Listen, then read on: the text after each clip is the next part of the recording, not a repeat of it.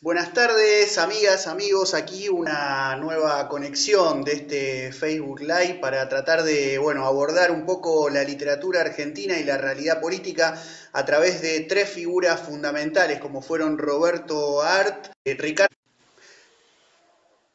Hoy vamos a dedicarnos a abordar la figura de Rodolfo Walsh. La vez pasada hicimos una introducción al ciclo aquí con los espectros del amigo Roberto Art. Y bueno, tengamos en cuenta que estamos en medio de esta cuarentena y que las conexiones no están siendo lo más amigables en distintos barrios. Aquí me encuentro en la República de la Boca y bueno, las conexiones se estuvieron cortando un poco durante el día, así que esperamos que nos acompañen. Aquí tenemos la figura de Rodolfo Walsh, como decíamos, y las paredes son la imprenta de los pueblos. Frase emblemática si las hay. Aquí, bueno, estamos, acá me tira algunas interferencias, no sé si hay alguien por allí que pueda chequear si está saliendo bien la transmisión, como para poder arrancar un poco este ciclo del día de hoy. Como decíamos, es parte de un ciclo de encuentros, literatura argentina y realidad política, un poco en homenaje a ese emblemático libro de mediados de los 60, escrito por el maestro David Viñas, que reformuló la crítica literaria en la Argentina. Hoy nos vamos a estar refiriendo quizás a una de las figuras más influyentes de la literatura y también del periodismo en la Argentina, a Rodolfo Walsh.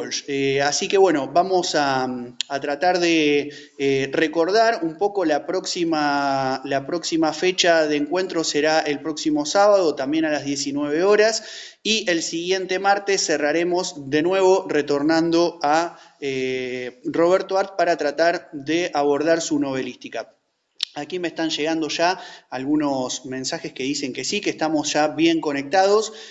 Bueno, recuerdo también que vamos a hacer una especie de dinámica a la gorra para quienes puedan también contribuir a seguir sosteniendo estas actividades que podemos caracterizar como de contracultura del precariado, es decir, de trabajo intelectual, de trabajo inmaterial que llevamos adelante las mujeres y los hombres que nos inscribimos en las dinámicas de trabajo autogestivo de la economía popular. Quisiera, bueno, aportar también a ese criterio solidario en esta cuarentena en donde a veces tenemos tiempo pero no dinero y estamos tratando de hacer distintas actividades que nos permitan estar conectados, donde el dinero no sea el factor fundamental, pero sí pueda contribuir a seguir sosteniendo algún tipo de actividades. Ante los mensajes que me han llegado de alguna gente también preguntando si iba a dar algún curso o algún taller sobre Rodolfo Walsh, la verdad no lo tenía en agenda, pero si hay gente interesada que después de esta charla quiera escribir, podemos organizar 2 o 3 encuentros, algo cortito, como para tratar de abordar la obra y la vida de Rodolfo Walsh. Bueno, voy a comenzar entonces esta jornada del día de hoy. Quería contarles que si googlean en internet autobiografía de Rodolfo Walsh o Rodolfo Walsh por él mismo, van a encontrarse con un texto muy breve y muy lindo escrito por Rodolfo Walsh que quisiera compartir con ustedes algunos breves extractos como para tratar de ir introduciéndonos en esta figura. Me llaman Rodolfo Walsh. Cuando chico ese nombre no terminaba de convencerme. Pensaba que no me servía, por ejemplo, para ser presidente de la República. Mucho después descubrí que podía pronunciarse como dos yambos aliterados y eso me gustó. Bueno, una característica de Rodolfo Walsh es la minuciosidad con la que maneja el humor, ¿no? y la ironía y los guiños con los lectores que también establecen a través de su escritura un diálogo con otras tradiciones y con otros tipos de escritos. Dice, nací en Choel, que quiere decir corazón de palo. Me ha sido reprochado por varias mujeres. Esta es la especie de autobiografía muy breve que escribe Rodolfo Walsh, en donde dice, mi vocación se despertó tempranamente. A los 8 años decidí ser aviador. Por una de esas confusiones, el que cumplió fue mi hermano. Supongo que a partir de ahí me quedé sin vocación y tuve muchos oficios. El más espectacular, limpiador de ventanas. El más humillante, lavacopas. El más burgués, comerciante de antigüedades, el más secreto criptógrafo en Cuba. Sobre el tema de la función de criptógrafo en Cuba, bueno, en primer lugar queremos recomendar que hemos visto que se ha conectado el libro El criptógrafo de Silvia Beatriz Adoué, publicado en Argentina por los amigos y amigas de la editorial El Colectivo. Un libro espectacular que ha sido fundamental para reactualizar las lecturas sobre Rodolfo Walsh en los últimos años y que ha tenido un momento emblemático en su pasaje en Cuba, al cual nos referiremos más adelante. Rodolfo Walsh entonces dice: un hermano aviador y criptógrafo en Cuba. Aparecen dos anécdotas superficiales de la vida de una persona y sin embargo son dos momentos fundamentales de su existencia, como veremos a continuación, porque él cuando van a derrocar el peronismo, ¿no? con bombardeos, con fusilamientos, antes de ponerse a escribir y a investigar lo que terminará siendo el libro Operación Masacre, él escribe un breve texto, de algún modo en homenaje a uno de los aviadores muertos en esa coyuntura de derrocamiento del peronismo, ¿no? Aviador que bombardeó población civil y que derrocaba el régimen, ¿no? Como se decía en ese momento, que no era más que el gobierno, el segundo mandato del gobierno constitucional de Juan Domingo Perón, que había llegado obviamente al gobierno a través de las elecciones. Y su rol en Cuba también será fundamental para eso que Gabriel García Márquez va a denominar como el escritor que se adelantó a la CIA, ¿no? Es decir, que trabajando en el marco de la Revolución Cubana, Rodolfo Walsh va a ser una figura y una pieza clave en la inteligencia cubana de la Revolución para resistir los embates del imperialismo norteamericano cuando quieren derrocar el proceso en marcha a través de una invasión a la isla. Bueno, les continúo leyendo muy brevemente algunos extractos de esta breve autobiografía. Dice Rodolfo Walsh: mi primer libro fueron 3 novelas cortas en el género policial, del que hoy abomino. Ya veremos también algo sobre la relación entre escritura, periodismo y militancia en Rodolfo Walsh. Continúa: lo hice en un mes sin pensar en la literatura, aunque sí en la diversión y en el dinero. Me callé durante 4 años, más porque no me consideraba a la altura de nadie. Operación Masacre cambió mi vida. Haciéndola, comprendí que además de mis perplejidades íntimas, existía un amenazante mundo exterior. Me fui a Cuba, asistí al nacimiento de un orden nuevo, contradictorio, a veces épico, a veces fastidioso. Volví, completé un nuevo silencio de 6 años. En 1964 decidí que en todos mis oficios terrestres el violento oficio de escritor era el que más me convenía. Frase emblemática, ¿no? Hay algunas frases de Walsh que terminarán siendo emblemáticas en el periodismo, la literatura y la historia política nacional. Escribe Rodolfo Walsh, pero no veo en eso una determinación mística.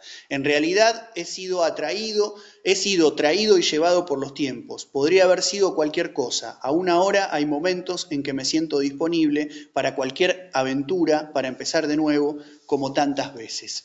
Esta autobiografía, que como les decía pueden encontrar si googlean en internet, me parece fundamental para pensar dos movimientos en la vida y la obra de Rodolfo Walsh. Dos movimientos estéticos, políticos que involucran de algún modo también un movimiento existencial. El primero es ese pasaje del antiperonismo al peronismo en Rodolfo Walsh. Antiperonismo que, como decíamos, se ve muy marcado en la coyuntura del 55, cuando se derroca el gobierno constitucional del peronismo, que se puede ver también en los ojos con los cuales, con cierto dejo de desinterés, Rodolfo Walsh ve pasar las masas obreras el 17 de octubre de 1945, dato que se conoció hace no tantos años, la presencia de Rodolfo Walsh el 17 de octubre, y su, de algún modo podríamos decir, refugio, ¿no? Entre comillas, en la literatura policial durante toda esa década de grandes protagonismos obreros y populares en la Argentina. Sin embargo, el proceso de la vida política nacional y latinoamericana van a llevar a Walsh a, como decíamos, y como él mismo dice en su autobiografía, en un movimiento que no es un movimiento brusco, que tiene sus años de maduración y de elaboración, lo va a llevar a este pasaje de el antiperonismo al peronismo en un doble movimiento. Por un lado, vía Cuba, ¿no? Paradójicamente, a partir de enero de 1959, con el triunfo de la Revolución Cubana, muchos intelectuales van a politizarse y a izquierdizarse, si se quiere, al ritmo del proceso encabezado por Fidel y por el Che.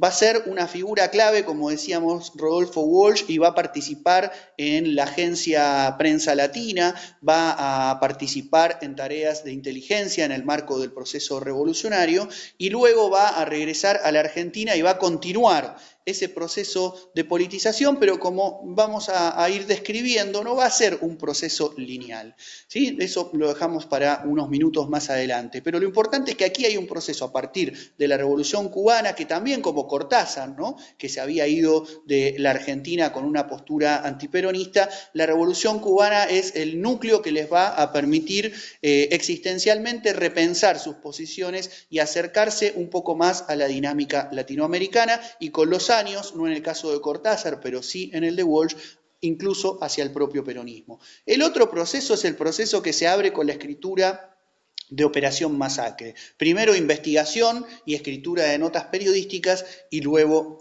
libro, ¿no? Pero de algún modo podemos pensar que más allá de la escritura en sí misma de ese libro y el desarrollo de esa investigación, va a ser la propia experiencia de la clase obrera argentina, su proceso de radicalización al calor de las bombas, de los sabotajes, de las huelgas, de las actividades clandestinas en el marco de la resistencia, lo que va a ir acercando a Walsh a posiciones peronistas, ¿sí? El otro movimiento existencial, además de este proceso de pasaje del antiperonismo al peronismo, es su compromiso con la escritura. Es paradójico, de algún modo podemos pensar, que un escritor que comienza siendo antiperonista y que lo será durante toda esa primera década de los dos primeros gobiernos, termina escribiendo algunos de los textos fundamentales de la historia del peronismo. En primer lugar, Operación Masacre, ¿no? Fundadora asimisma de un nuevo género literario nacional y mundial, que es el género del testimonio, la investigación y la denuncia. El otro texto es Esa mujer, cuento emblemático a partir del cual, cuando Walsh parece que la investigación para hacer una denuncia y dar testimonio de los oprimidos no puede avanzar, se transforma en ficción, ¿sí? Ese diálogo impresionante entre Walsh y ese militar en torno al cadáver secuestrado de Evita, que también da cuenta de la crueldad de las clases dominantes y del partido militar en la Argentina, que no solo bombardearon población civil en 1955, fusilaron civiles y militares insurrectos al año siguiente, sino que incluso secuestraron a lo que en el mundo popular se consideraba la abanderada de los humildes. Una vez muerta, secuestran su cadáver, que recién será restituido cuando la organización Montoneros, a partir del 29 de mayo de 1970, secuestre, ejecute a Pedro Eugenio Aramburu y reclame el retorno del cadáver de Eva Perón.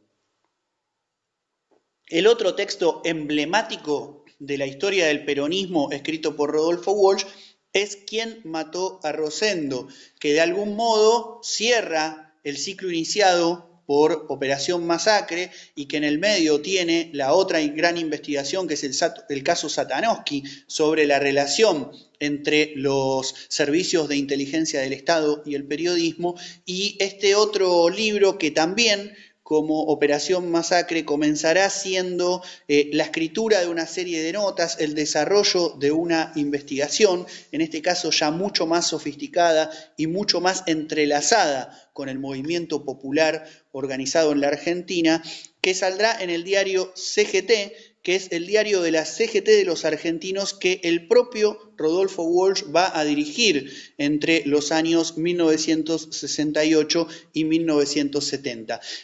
Además de estos tres textos fundamentales de la historia del peronismo, debemos decir que Rodolfo Walsh ha escrito dos de los manifiestos o proclamas más importantes de la historia política argentina del siglo XX. Nos referimos a el documento, a la proclama, al programa de la CGT de los argentinos del 1 de mayo de 1968, y nos referimos también a la carta abierta de un escritor a la Junta Militar de marzo de 1977, cuando Rodolfo Walsh, de algún modo, poniéndola en circulación, va a ser interceptado por una de las patotas de la Escuela de Mecánica de la Armada y morirá en un enfrentamiento a tiros con quien pretenden secuestrarlo, y su cadáver va a ser sustraído por las fuerzas del autodenominado Proceso de Reorganización Nacional. Bueno, no sé cómo vamos hasta ahora. Pueden también, si quieren, dejar algunos comentarios. Habíamos establecido una dinámica que puede ser que ustedes vayan haciendo algunas preguntas, comentarios, o compartan alguna inquietud en el muro de Facebook, y si no, después, para quienes estén interesados, interesadas, podemos conectarnos un rato a partir de un link que yo les mande de Jitsi, que es una aplicación a partir de la cual ustedes desde sus computadoras la pueden abrir e intervenir en el video chat, o si no, la pueden bajar desde la Play Store de su celular y ahí reciben el link y lo ingresan. Así que bueno, quienes quieran después pueden optar por esa modalidad. Cuando hacemos el corte de la transmisión, cualquier cosa me mandan un mensaje por privado en el Facebook y ahí establecemos la conversa, o si no, también pueden ir dejando algunos mensajes en mi muro de mi Facebook, Mariano Pacheco. Acá manda algunos saludos Daniela Castellano desde Claypole. Ángel Ibáñez dice: la conciencia nacional es la base espiritual de la lucha de clases. Vanessa Barrera: se escucha y se ve bien. Ana César: sale bien. Bueno, van llegando algunos comentarios de alguna de las personas que se han conectado. Si quieren dejar algún mensaje entonces sobre Rodolfo Walsh, sobre su vida, sobre su obra, alguna inquietud o alguna pregunta, también pueden ir haciéndolo. Aprovecho entonces, bueno, para tomar un respiro, tomar un poco de agua. Connie Ford también: hola Mariano, quería saber si conoces el nombre de la serie de animación donde Walsh es el protagonista. No, Connie, no la conozco. Si alguien sabe y quiere despejar esta inquietud, también me va a venir bien a mí para ver a qué serie se refiere. Acá el Pelado Rodríguez, desde la ciudad cordobesa de Altagracia, dice: abrazo, se escucha bárbaro. Bueno, buenísimo, seguimos entonces con esta transmisión. Estamos haciendo este ciclo de charlas en vivo, literatura argentina y realidad política. Hemos realizado una introducción sobre la figura de Roberto Arlt, a quien retomaremos en el tercer encuentro haciendo un análisis de su novelística, y seguiremos ahora el próximo sábado abordando la obra, la literatura y al personaje de Ricardo Piglia. Hoy estamos con esta dinámica, como decíamos. Bueno, acá pueden ver, es la casa de una pareja de amigos, acá Carlita y Juanchi, y estamos en la República de la Boca haciendo esta transmisión. Tengo la biblioteca de fondo y este cuadrito fundamental con la frase emblemática de: las paredes son las imprentas de los pueblos, al lado de Rodolfo Walsh, La palabra y la acción, la biografía de Eduardo Josami. Hay varios libros circulando. En el último tiempo se ha publicado este libro de María Moreno, Oración, Carta a Vicky y otras elegías políticas. Estaremos hablando algo sobre ese momento final de la obra y de la vida de Rodolfo Walsh. En mi caso he dedicado un capítulo, el más extenso, a la vida y la obra de Rodolfo Walsh en mi libro Cabecita Negra, ensayos sobre literatura y peronismo, 1945-2015, publicado por la editorial Punto de Encuentro. También, si alguien después quiere hacer alguna consulta sobre ese o alguno de mis otros libros, también puede comunicarse a través de algún mensaje de Facebook. Bien, quisiera decir 2 o 3 palabras en relación a Operación Masacre y quién mató a Rosendo, fundamentalmente, que junto con el caso Satanowski, como decíamos, conforman esta trilogía que de algún modo da origen a esta especie de nuevo género literario de investigación, denuncia y testimonio. Mucha gente ha vinculado en su momento, creo que incluso Beatriz Sarlo, Operación Masacre y este tipo de publicaciones con la non-fiction, ¿no? Con la literatura de no ficción, que a partir de la publicación en Estados Unidos de A Sangre Fría de Truman Capote fue como un fenómeno que se fue popularizando en lo que también algunos denominaron como el nuevo periodismo, ¿no? Ese entrelazado entre literatura y periodismo. En el caso de Rodolfo Walsh nos parece que es un nuevo género lo que él inventa y es un género mucho más ligado a la tradición argentina y a la tradición de posicionamiento de los escritores y las escritoras junto a las luchas populares.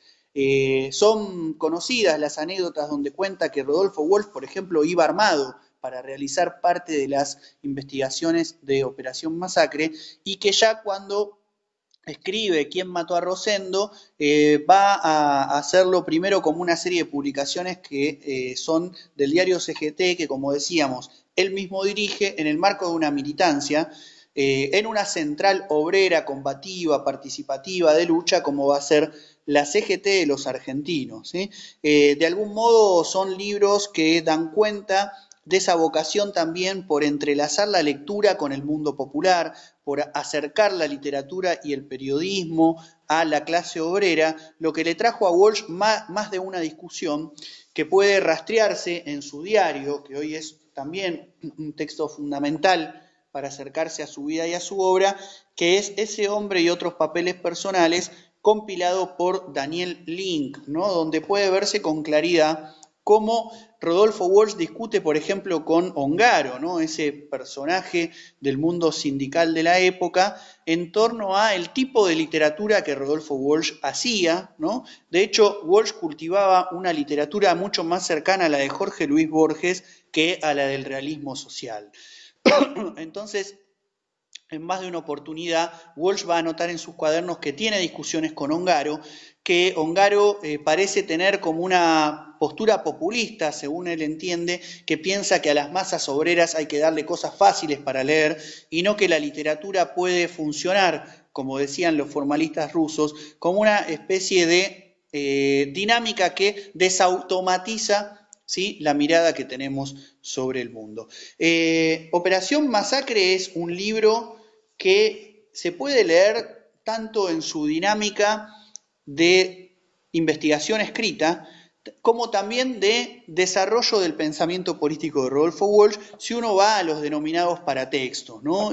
Los prólogos, epílogos, agregados, que va haciendo a las distintas ediciones desde 1956 hasta 1971, donde ya aparece, por ejemplo, la película de Cedrón, protagonizada por Julio Troxler, que es uno de los sobrevivientes de esos fusilamientos de 1956, va viendo cómo Rodolfo Walsh tiene una dinámica que es muy diferente entre la de el ajedrecista que en un bar de La Plata escucha que hay un fusilado que vive y comienza una investigación, como aquel detective de la novela policial, hasta el cuadro revolucionario, ¿sí?, que termina participando en un diario como el que funda Montoneros en 1973 y viajando a Palestina y participando de la resistencia en Palestina, o el Rodolfo Walsh que va a ser parte de la estructura de inteligencia de la organización Montoneros,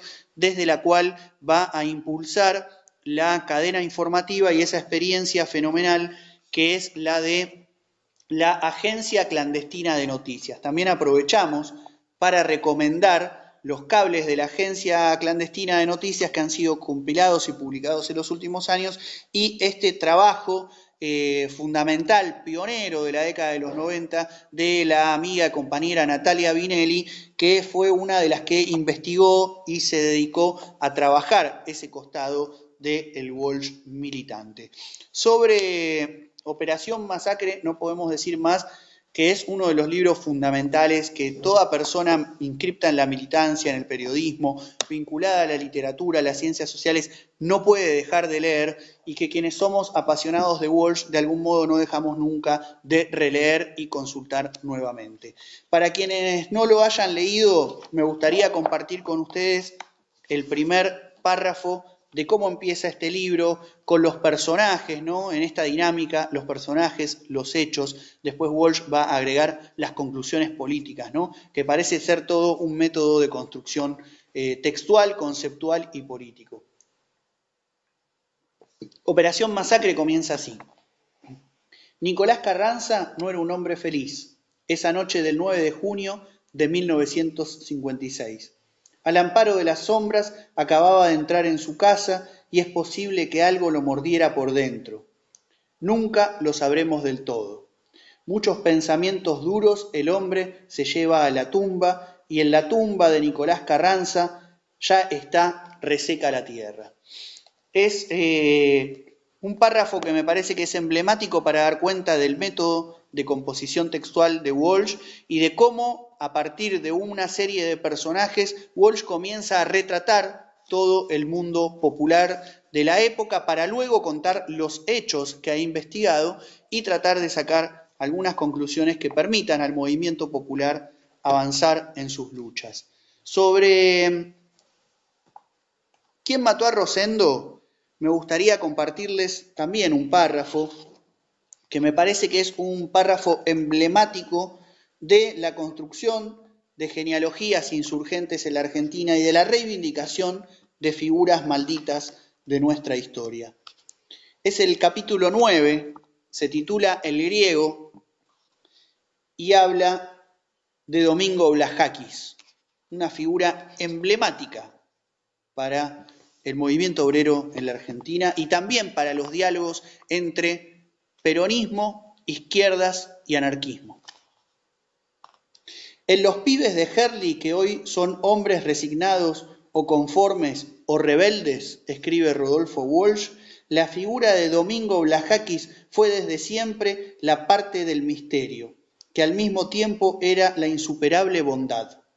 Y desde lo más remoto que nadie se acuerde, trató de unir para luchar incluso a los chicos que encontraba perdidos en la esquina. ¿Qué hacen ustedes? Y aquí estamos sentados. ¿Por qué no leen? ¿Por qué no se juntan? ¿Por qué no se organizan? Ustedes saben que en la antigüedad existió un ser que se llamó Espartaco. ¿Por qué no forman ustedes la juventud? Ahí tienen un nombre, la juventud espartaquista. Escribe Rodolfo Walsh en Quién mató a Rosendo y agrega, y se iba cargado de sus libros, folletos, diarios, dejándolos atónitos de que se dignara hablar con ellos, porque todos sabían que Domingo Blajakis había estado preso, tal vez desde que nació, y que era el primer hombre que sufrió la picana, tal vez el inventor del gran sufrimiento de la picana, que la policía siempre lo buscó y que él contestó a la policía y a todos los explotadores del mundo con bombas, que hacían saltar los puentes y las fábricas de los explotadores. Y así crecía el mito. Dice Rodolfo Walsh, hablando de Blajakis, en Quién mató a Rosendo, esa fenomenal investigación que también da cuenta de cómo la burocracia sindical podía hacer una serie de maniobras para incluso asesinar de los suyos con tal de taparse los chanchullos y de seguir sosteniendo esa dinámica que va a permitir que cada vez más haya dirigentes sindicales más parecidos a los patrones que se supone que tienen que enfrentar que a los obreros que están destinados a defender. ¿Quién mató a Rosendo? Operación Masacre siguió funcionando en el imaginario militante y popular de la Argentina durante muchos años. Sin ir más lejos, en esta postdictadura se han repetido las masacres, se han repetido masacres en Avellaneda, muy cerca ahí de la Pizzería Real, que hasta hace algunos años funcionaba allí en la localidad del sur del conurbano en Avellaneda. También cuando fue la masacre de Avellaneda el 26 de junio del 2002 y asesinaron a nuestros compañeros Maximiliano Costecchi y Darío Santillán, este libro o estos libros fueron fundamentales para la elaboración del libro sobre la masacre de Avellaneda, producción colectiva, donde se dio cuenta que había sido el comisario Alfredo Franchotti y el cabo Alejandro Acosta quienes perpetraron el crimen y no que los piqueteros se habían matado entre ellos, como decía la versión oficial del gobierno dualdista, sostenida también por el medio hegemónico de comunicación Clarín. Hace relativamente menos años, cuando fue asesinado también muy cerca allí de Avellaneda, el militante del Partido Obrero Mariano Ferreira, en una lucha que los trabajadores ferroviarios entablaron contra la burocracia sindical de Pedraza, que casualmente era un militante sindical combativo en las épocas de Ongaro y de Walsh. Apareció también un libro de Diego Rojas, sobre quién mató a Mariano Ferreira, y después una película, de algún modo un docu, ficción protagonizado por Martín Caparrós, donde el espectro de Walsh funciona para poder desentramar los crímenes que también el Estado perpetra, el Estado y las fuerzas, digamos, los poderes ligados a las clases dominantes funcionan en esta postdictadura que, como dijo Alejandro Horowitz, es parte de la historia de la democracia de la derrota, o para decirlo con las palabras de León Rosichner, de esta democracia castrada que tenemos desde 1983 en adelante. Bueno, estamos un poco más o menos rondando la media hora de transmisión, que era un poco lo que nos habíamos propuesto. Si alguien quiere, como decíamos, hacer algún comentario, pregunta o consulta a través del muro de Facebook, pueden hacerlo, y si no, si tienen ganas, me pueden escribir algún mensaje y establecemos al cortar esta comunicación un diálogo por Jitsi, que es la aplicación esta a partir de la cual se pueden conectar desde la computadora o bajando desde el Play Store de su celular para charlar un ratito más. Han hecho también algunas consultas respecto de si iba a haber algún curso o taller sobre Rodolfo Walsh. Si hay alguna gente interesada y escribe algún mensaje, podemos establecer alguna dinámica, quizás algo sencillo de 2 encuentros para realizar en el tiempo que queda de esta cuarentena. Bueno, aquí Enrique Arrozagaray ha escrito: abrazo Mariano, también fundamental, autor de producciones en torno a Rodolfo Walsh. Enrique, le mandamos un saludo. Guaina, desde Salta, también se ha conectado. Y bueno, también Roberto de Ibe, acá leo cómo son los Facebook, Librazo, los de Link y Josami. Y también por algo termina en una frase autocrítica en Montoneros. Bueno, en una fase autocrítica en Montoneros. Ahora, entonces, para finalizar, podemos hacer alguna referencia a ese momento final de Walsh, a partir de este comentario también que queda aquí en el muro de mi Facebook. Pero antes quería decir nada más que me había quedado un poco en el tintero, que cuando Rodolfo Walsh viaja a Cuba y comienza su proceso de politización más creciente, no hay una cuestión lineal en su vida, ¿no? Como habíamos dicho. Él vuelve de Cuba y no se incorpora a alguna de las tantas organizaciones revolucionarias que comienzan a surgir en los años 60, sino que tiene un momento en donde intensifica su producción literaria. De hecho, de allí van a salir sus 2 libros de cuentos, sus cuentos premiados incluso en la época, y que lo van a colocar como un autor de la literatura argentina de referencia, hoy compilados, ¿sí? También en sus cuentos completos. Esta edición con una edición prologada por Ricardo Piglia, ¿no? Aquí aparecen Variaciones en Rojo de 1953, y estos 2 libros fundamentales, Cuento para Ataúdes, 1962, y Los Oficios Terrestres, 1965, junto a Un Kilo de Oro de 1967, que son las producciones, como vemos, de cuando él vuelve de Cuba hasta el Cordobazo, hasta su incorporación a la CGT de los argentinos.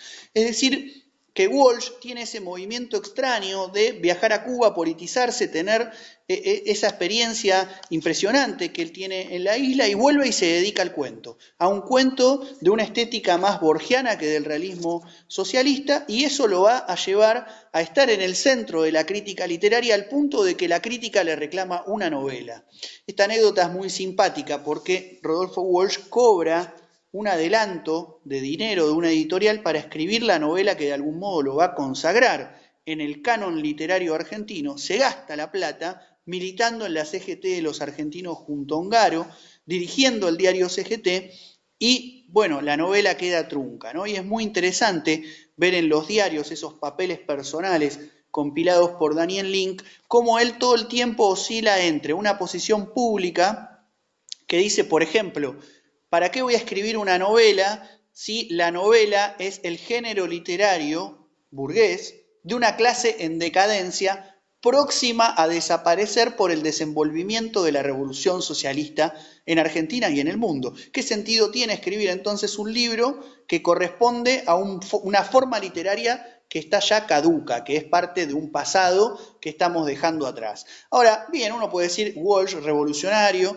ha tenido una serie de reflexiones teóricas en torno a la novela y saca esa conclusión. Ahora, sin embargo, cuando uno lee los diarios, ve que él vuelve a su casa y anota, no puedo escribir, estoy trabado con la novela, ¿qué me está pasando que no puedo avanzar? ¿No? Entonces, una preocupación constante en Walsh por seguir sosteniendo la escritura.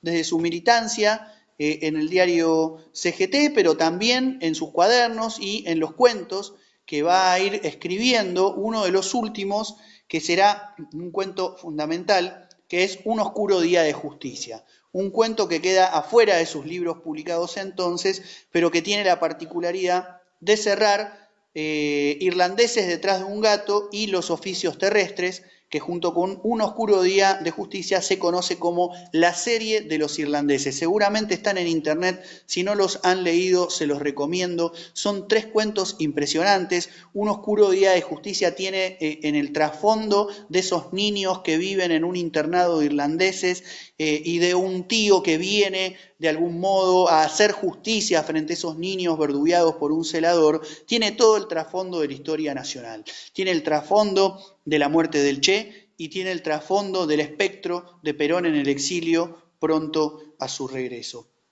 Esa apuesta de Walsh se va a ver luego también expresada en su participación en el diario Noticias en 1974, y con esto cierro la charla del día de hoy en los textos finales estremecedores, terribles, que Rodolfo Walsh escribe una vez instalada en la Argentina la última dictadura cívico-militar.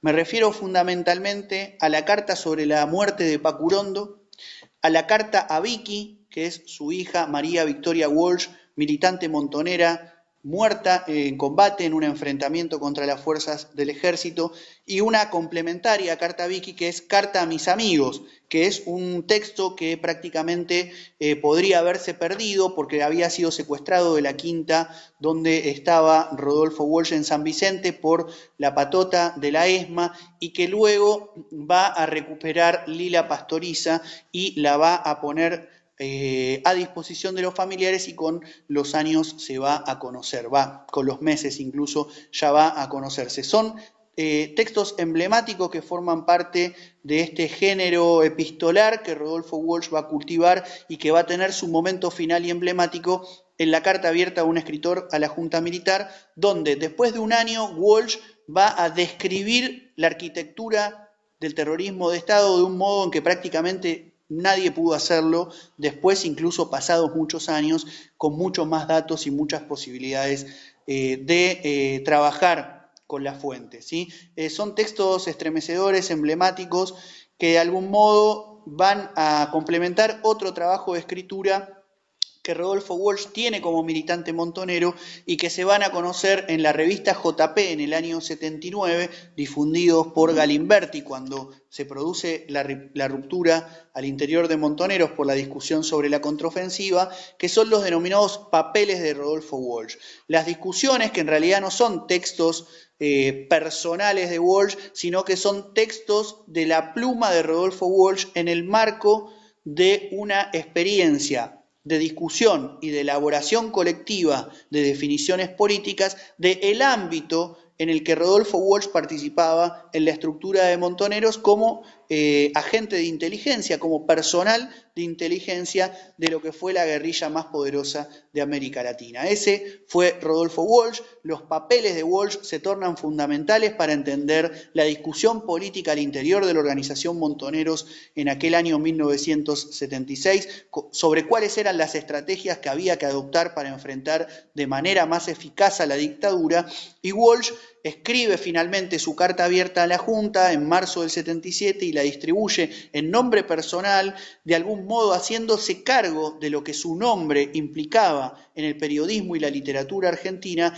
pero sin dejar de participar en esas instancias, aún con las diferencias que no solo mantenía él a nivel personal, sino que su ámbito de participación política deja expresado en documentos internos de la organización.